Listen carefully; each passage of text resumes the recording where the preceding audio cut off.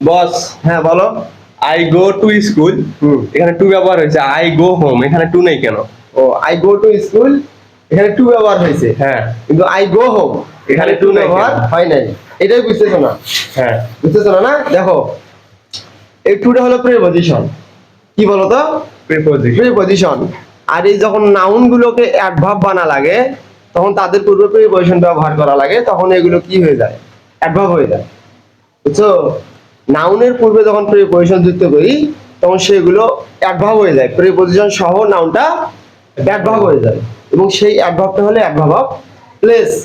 আর নিচে যে হোমটা আছে, এই হোমটা জন্মসূত্রেই অ্যাডভার্ব। জন্মসূত্রেই অ্যাডভার্ব। অ্যাডভার্ব।